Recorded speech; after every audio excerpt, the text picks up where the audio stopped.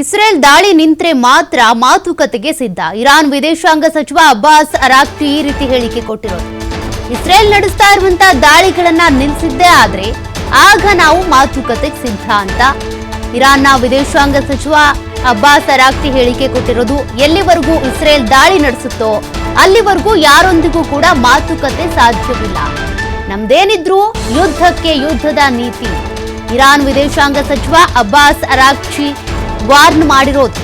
ಇರಾನ್ನಲ್ಲಿ 164 ಸೈನಿಕರು ಸೇರಿದಂತೆ 657 ಸಾವಾಗಿದೆ. 2037ಕ್ಕೂ ಹೆಚ್ಚು ಇರಾನಿಯನ್ನರಿಗೆ ಗಾಯಗಳಾಗಿದ್ದಾವೆ. ಹಾಗಾಗಿ ಇಸ್ರೇಲ್ ನಡೆಸ್ತಾ ಇರುವಂತಹ ದಾಳಿಗಳು ನಿಂತಾಗ ಮಾತ್ರ ನಾವು ಮಾತುಕತೆಗೆ ಓಕೆ ಅಂತೀವಿ.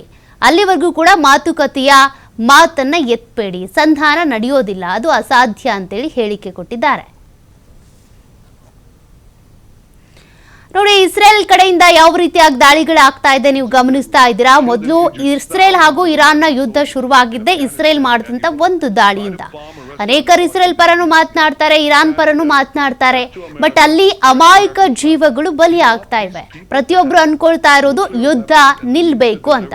ಹಾಗಾಗಿ ಇಸ್ರೇಲ್ನಲ್ಲೂ ನಾಗರಿಕರು ಸಾವನ್ನಪ್ತಾ ಇದ್ದಾರೆ, ಇರಾನ್ನಲ್ಲೂ ಸಾವನ್ನಪ್ತಾ ಇದ್ದಾರೆ.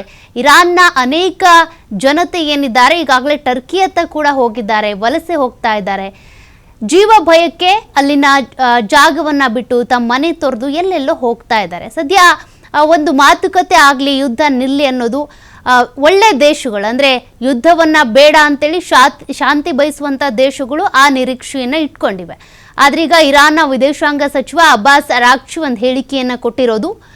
ಎಲ್ಲಿವರೆಗೂ ಕೂಡ ಇಸ್ರೇಲ್ ಇದೇ ರೀತಿ ದಾಳಿಗಳನ್ನ ಮಾಡುತ್ತೋ ನಾವು ಅದಕ್ಕೆ ಪ್ರತಿ ದಾಳಿಯನ್ನ ಮಾಡ್ತೀವಿ. ಯುದ್ಧಕ್ಕೆ ಯುದ್ಧ ಅನ್ನೋದೇ ನಮ್ಮ ನೀತಿ.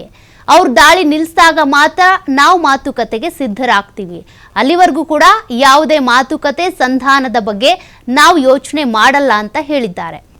ಅಲ್ಲಿಗೆ ಇಸ್ರೇಲ್ ಪ್ರಧಾನಿ ನೇತನ್ಯಾಹು ಏನು ಹೇಳ್ತಾರೆ, ಅದೇ ರೀತಿಯಾಗಿ ಇರಾನ್ನ ನಿಲುವಿನ ಬಗ್ಗೆ ಈ ರೀತಿಯಾಗಿ ವಿದೇಶಾಂಗ ಸಚಿವ ಕೊಟ್ಟಿರುವಂಥ ಈ ಒಂದು ಹೇಳಿಕೆ ಏನಿದೆ ಅದು ಯಾವ ರೀತಿ ಸಂಚಲನವನ್ನು ಹುಟ್ಟಾಕುತ್ತೆ ನೋಡಬೇಕಿದೆ. ಮತ್ತೊಂದು ಕಡೆ ಟ್ರಂಪ್ ಅವರು ಕೂಡ ಇಸ್ರೇಲ್ ಜೊತೆಗೆ ಸೇರಿಕೊಂಡು ಇರಾನ್ ಮೇಲೆ ಯುದ್ಧವನ್ನು ಮಾಡ್ತೀನಿ ಅಂತ ಹೇಳ್ತಿದ್ದಾರೆ. ರಷ್ಯಾ ಏನಾದರೂ ಇರಾನ್ಗೆ ಬೆಂಬಲ ಕೊಡುತ್ತಾ ಅಂತ ಬಂದರೆ ರಷ್ಯಾದ ಬಳಿಯೇ ಅಷ್ಟೊಂದು ಶಸ್ತ್ರಾಸ್ತ್ರಗಳು ಇಲ್ಲ ಈಗ. ಯಾಕೆಂದರೆ 3-3.5 ವರ್ಷದಿಂದ ರಷ್ಯಾ ಉಕ್ರೇನ್ ನಡುವೆ ಯುದ್ಧಗಳಾಗ್ತಾ ಇದೆ. ಅವ್ರ ಬಳಿನೇ ಯುದ್ಧಾಸ್ತ್ರಗಳಿಲ್ಲ. ಹಾಗಾಗಿ ಇಸ್ರೇಲ್ ಇರಾನ್ ಯುದ್ಧ ನಿಲ್ಲುತ್ತಾ ಅದನ್ನು ನೋಡಬೇಕಿದೆ.